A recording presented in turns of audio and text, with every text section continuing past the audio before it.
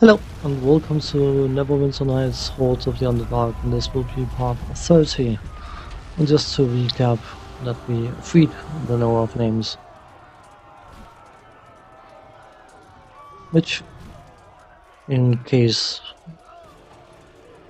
you're not aware, everyone has a true name, and knowing someone's true name gives you power over them.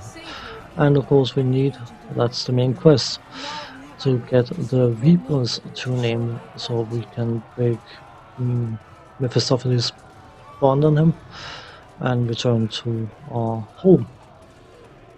But we can get some other names as well. And speaking to the Knower of Names as the Knower of Places, we're implying she fell in love with Mary Masters, and he instigated a false rebellion where he took on the guise of someone else, rising up in rebellion against Mary Masters. So he was basically trying to get to see which of his generals were loyal to him, because he was quite suspicious about some of them not being loyal. And she was the one who started, or was the cause of starting the rebellion.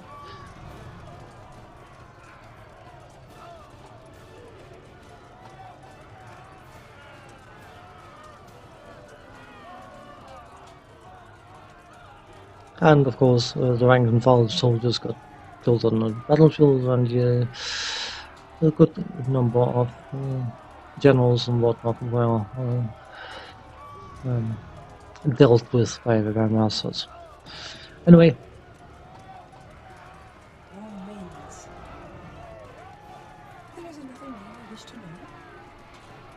the first true name we ask for is Arabeth, and she's not overly keen on that, but I didn't know whether it was actually needed, but I would rather be sure.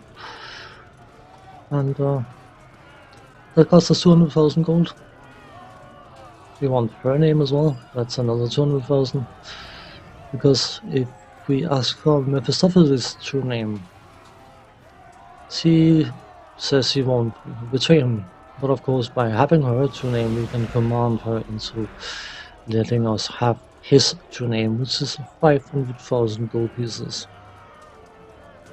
And then I just want to check how much is left, and then look for another true name to get, just to get a bit of extra experience and have a bit of fun. The sleeping man was looking for his lost love, and if we had the money, we could get the true name. And spoiler, spoiler, the true name of his lost love is the sensei that we killed in quite a few episodes ago, because he went berserk when we woke him. But we had to wake him in order to move on with the quest, so there was no choice.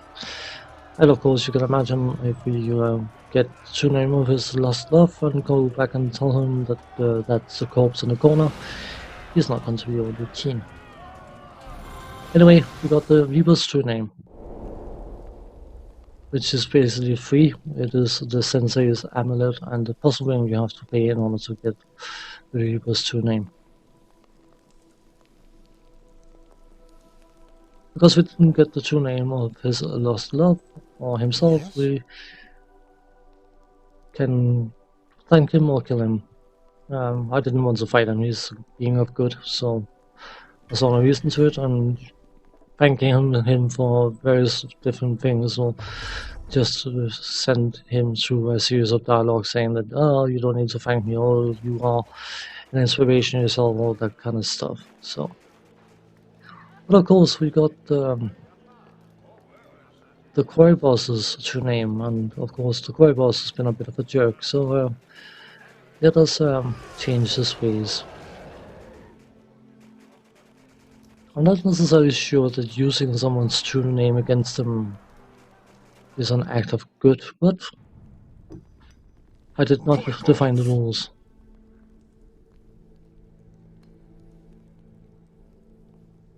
So we use his true name.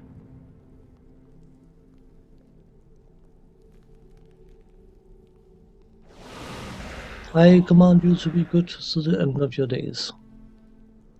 I love that response he gives when you choose that option. And our boss is very happy about it.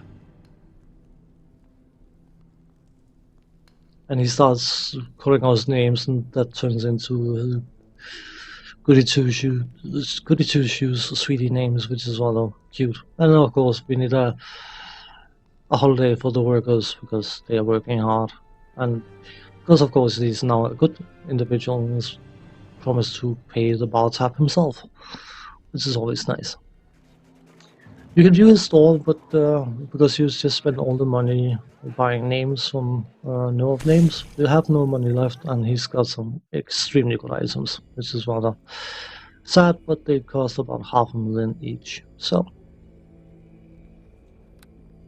time to speak to Hail the dead.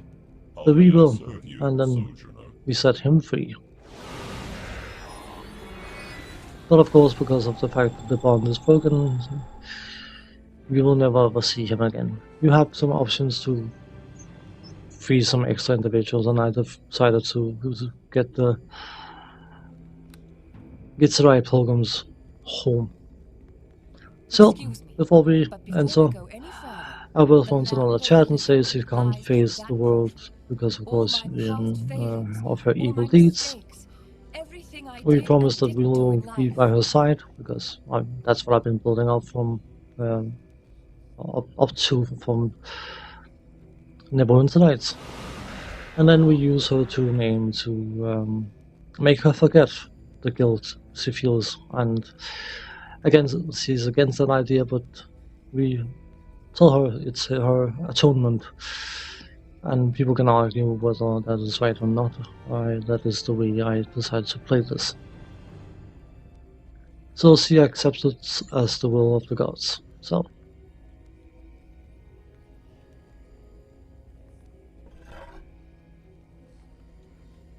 And dramatics coming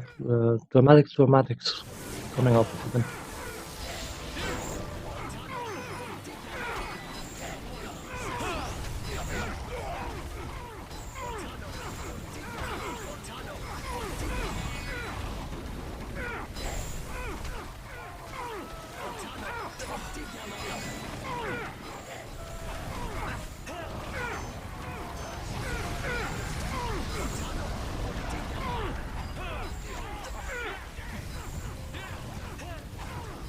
Our friendly innkeeper is rather puzzled to see us, and still quite happy though to see us, and asking how we are, how we were, where we were, all that stuff, and just don't worry about me. How can I help?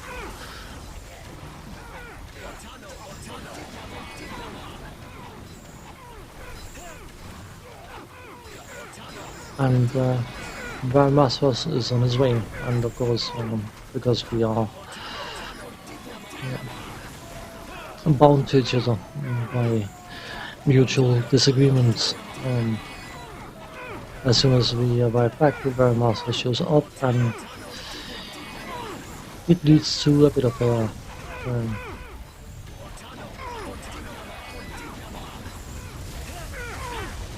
an interesting exchange. So, Vermouse arrives and teleports us to safety and obliterate everyone else, which, yeah, why not? And then he teleports us back.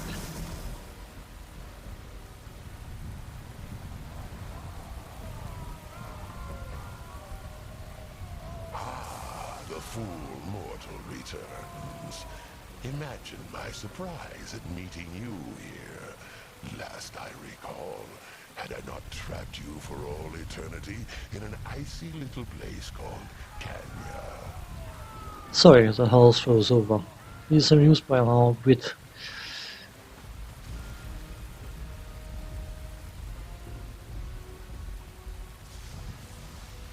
And we're asking him why he's doing it, and the whole point was to become the Lord of the Hells, and by making Toril, the world of Burn, into hell, he could become a Lord of that, and gain rulership, blah blah, whatever.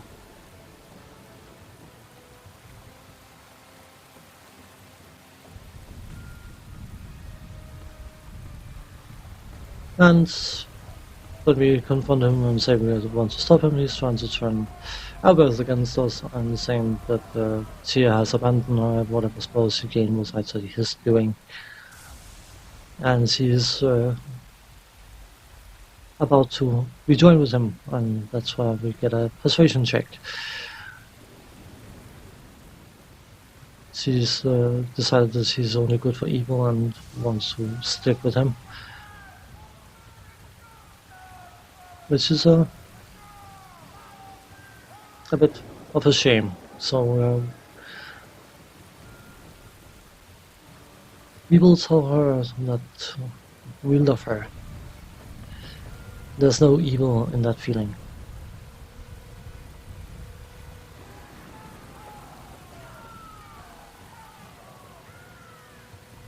And she recognizes that we actually saved her, and then joins us instead. And then we evoke his true name, because that is the easiest way to do things. True name?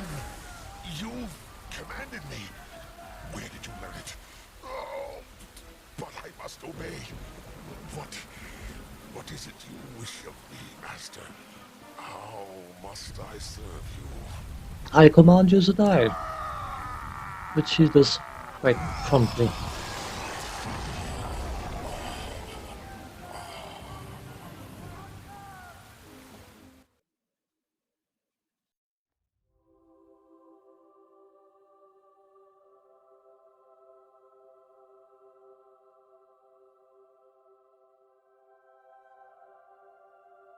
And so the tale is done.